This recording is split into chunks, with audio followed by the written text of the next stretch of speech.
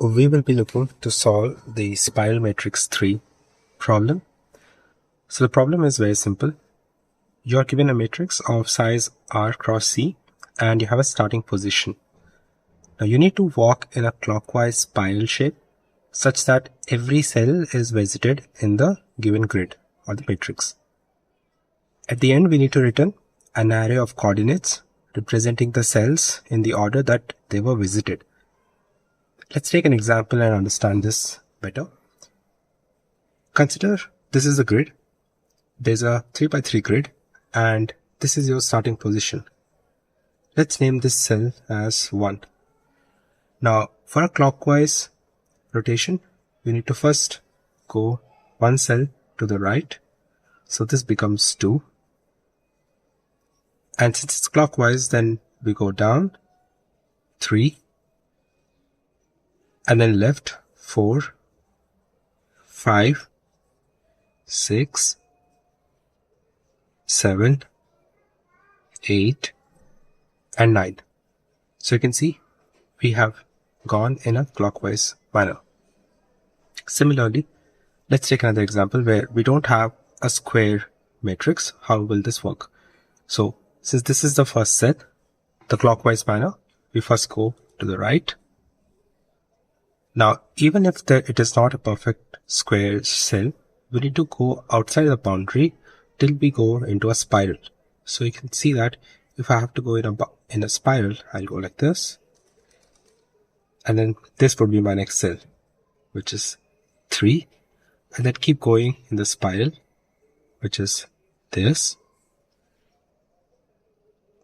And we arrive at this cell, right? So the output for this, so let's say this is the cell 0, 0, 0, 1, 0, 2, 0, 3. These are the coordinates of this cell. The output for this would be 0, 2. And then this cell, which is 0, 3, which is 0, 1.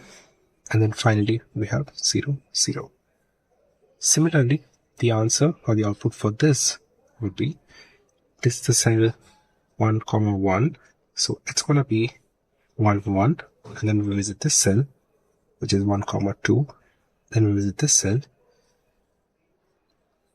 which is 2, 2. We visit this cell. So we go a step back. So 2, 1. And then we visit another step back, which is 2, 0. Then we go up. So it becomes 1, 0. And then we come here, which is 0, 0. Then we come here, which is 0, 1. And then we come here, which is 0, 2. Right? So this is the answer for this, and this is the answer for this. So we will see the intuition behind how to solve this particular problem. One thing to note is that we need to continue the walk outside the grid till we return to the grid eventually, which is what happened in this example where we visited the cell in the grid, but we continued going outside and we returned back to the cells. And this is a very important point that gives us the intuition of how can we solve this question. So let's see if we can find a pattern in the way that we are traversing the cells, right? Now let's take a 3x3 matrix and we start from here in the center. We take one step to the right. So I go right and then go down. So down. Then I go 2 steps to the left. So left and left. And then 2 steps to top. So up and up. And then 2 steps to the right again. So R and R. Let's take a bigger matrix. 5x5. And if we start here, we go right, down, left, left, up, up, 3 times right, then we go 3 times down, go 3 times, actually 4 times to the left, and then 2, 3, 4 times to the top, and then 4 times to the right to finish the traversal. So we can see I travel once, take 1 step in the same direction, take 1 step in the same direction, take 2 steps in the same direction, 2 steps in the same direction, and the last one is just the 2 steps in the same direction. Similarly here, 1 step, 1 step, 2 steps, 2 steps, 3 steps, 3 steps, 4, 4, and then the 4th in the last one. So I know that my traversal now looks like this: R, D, L, U.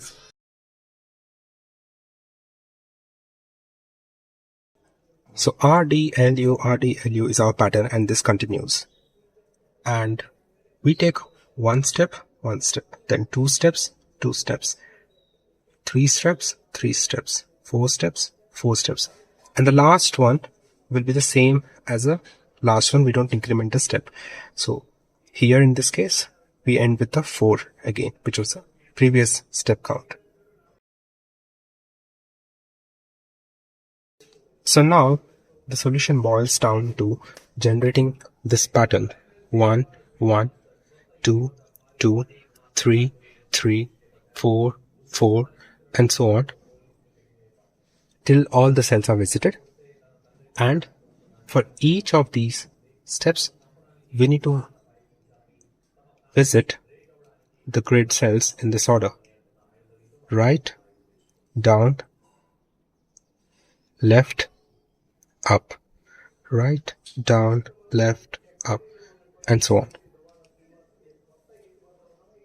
If we are able to get this pattern, and which is nothing but the number of steps, and for each of the steps we traverse in this manner, where we go to right of the cell, then we go to the down of the cell, left, up, then we can traverse the entire grid.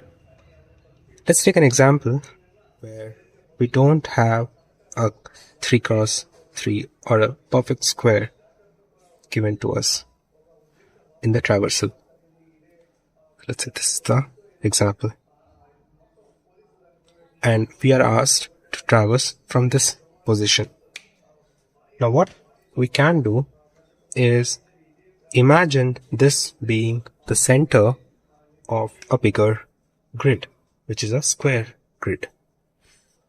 So to make this a square grid, we have 2 columns to the left, so we need 2 columns to the right. There's 1, we imagine another 1, and we have 2 rows to the bottom, so we need 2 rows on the top. Now we can see that this is now our center, and all we have to do is traverse in the same manner. So we go right, down, left, left, up, up, 2 times right, 3 times right, and then 3 times down, 4 times to the left, 4 times to the top, and the final traversal 4 times to the right. Till we visit all the cells, we do this traversal. So our solution simply has to check, as we are traversing each cell, whether the cell is within the boundary of the original grid that is given to us. So when we traverse to this cell, yes, this cell is a part of the grid, so we add this to our result. Same happens with this cell, this cell, this cell, and this cell. We add all of this to our result. But when we come to this cell, we can find that this is outside the boundary of our grid. So we ignore this and we don't add this to the result. We don't add this to the result, we don't add this, we don't add this, and we continue till we come back inside our grid. So once we come here, we add this. Then we come here, we add this, we add this, we add this, this, and this, and then we exit the grid. So we can figure out that this does not exist within the boundary, so we do not add this, we do not, we do not, do not, right? So we just continue the traversal, and we have to figure out whether we need to add that particular cell to the answer or we ignore it. So the boundary conditions are simple. The column or the row has to be greater than or equal to 0, and the column should be less than total number of columns, and the row should be less than total number of rows. So if that condition is satisfied, we add that to the result. So let's start with the pseudocode to understand how the traversal can take place. Now, I have taken a direction array which specifies if I add this particular element to my cell. So if this is the row and this is the column, I would traverse to the right. If I add this to my current cell, I would traverse to down. If I add this, I would traverse left. If I add this, I would traverse up. Take an example.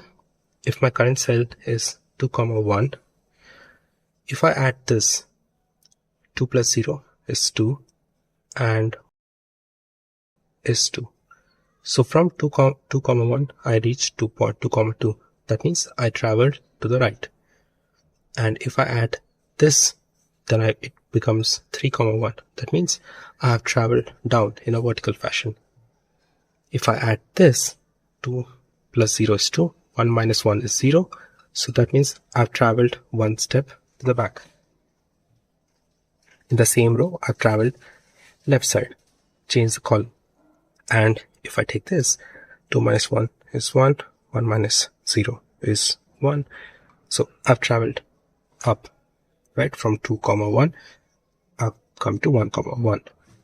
So these could be the operations that I have to perform on my current cell to change my direction at any point.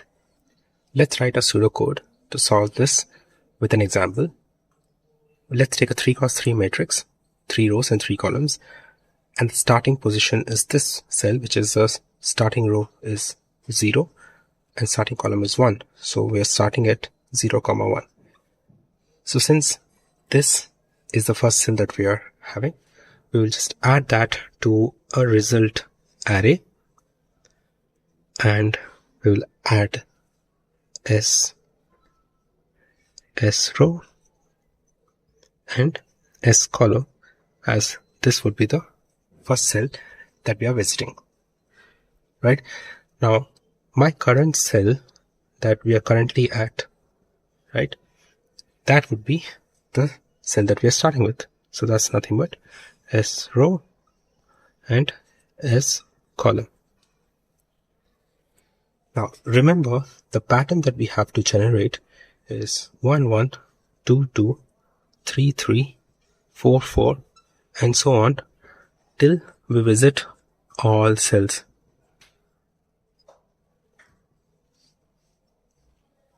So we have to run this in a loop till all the cells are visited, and we can get to know that by taking the length of the result.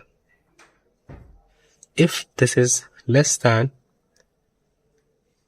total number of cells, which is S, which is the columns into the rows, we run our loop, right? And in this, now we first make sure that our step is 1. We know that we need to generate this pattern 1, 1, 2, 2, 3, 3. So that means every step has to be done 2 times. So we can simply do a for loop, and we don't need this variable, and we do this for 2 times. So this loop runs twice. Now we need to run each direction for the number of steps that we are currently at. So we are currently at step 1. So we just take a for loop and we do in range of the steps, whatever current step we are at. So let's take another variable, position, and make this 0, which tells us which direction we should go next. So when position is 0, we mean that we have to go right next. Now, we need to execute this range of steps, and we already have seen that we need to go in this manner: right, down, left, and up, RDLU. And these RDLU corresponds to these directions. So since we are at 0, we need to now take a right step. So the next row, the cell number, the row of the cell number that we need to traverse to, let's keep updating the S row and the S column, will be, we take the direction matrix, we take the position, that is 0, which is this, and we take the 0th element and we add that to the current row position. Similarly, the next column that I need to go to will be from my direction array, the current direction that I'm going to using the position and the column value. Now, this is the next cell's values. Now that means my next cell would simply be S row, comma, S column. So let's observe what the values of S row and S cols would be at this state. So the current values were 0 and 1. After we add this value direction of position 0, which is this, S row's new value would still be 0, and S col would be position of 1, which is this. So you add 1 to this and it becomes 2. So now the new next cell is 0, 2, which is this cell. So we have moved to the right. Now we need to check if the cell that we are moving to is within the boundary of the grid given, which is simple. If S row is less than or greater than or equal to 0 and less than the rows, and S cols is less than or equal to 0 and it's less than the total number of columns, then what we simply do is append this particular cell to the result array. So we just append the next cell.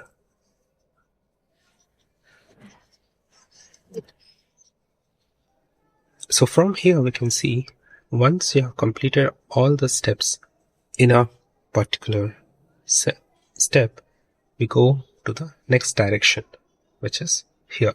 So we change the direction after the steps are done. So if one step is done, we change the direction, go to the next one, and then we change the direction, go to the next one.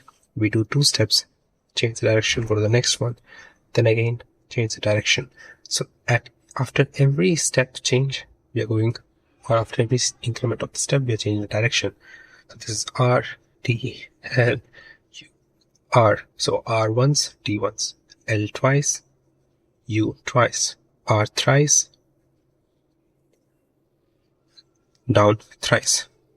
So in order to do that, once we are done with this, where we add to the result, come out this for loop here and we change our position. That is, we go to the next direction. So position plus position equals to position plus 1. So we cycle to the next one, and the next one, and the next one. But after this, we need to come back to our original one. So we do modulo 4. Once we change the position here, we change the position from L to U, U to R.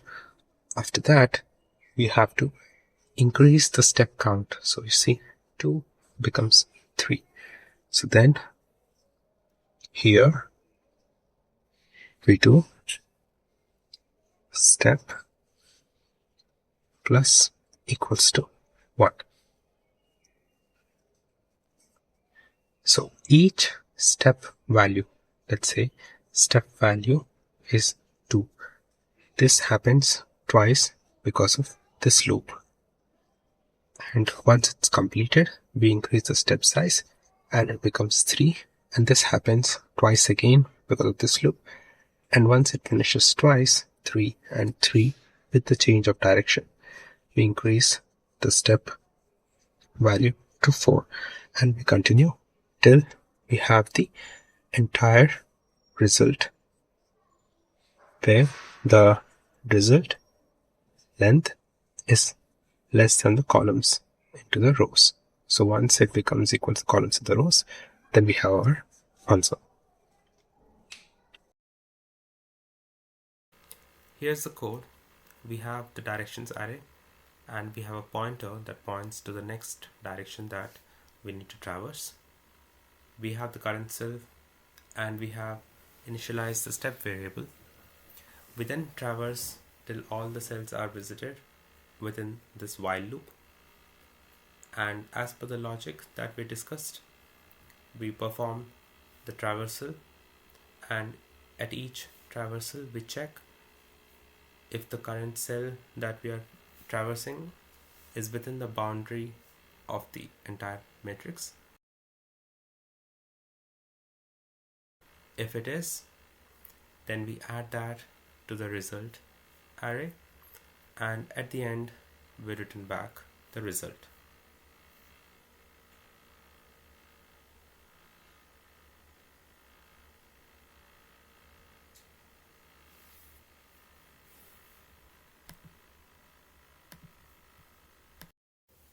And that's a wrap. Smash that like button and comment down below if you have leveled up your coding and problem solving skills today. Until next time, happy coding.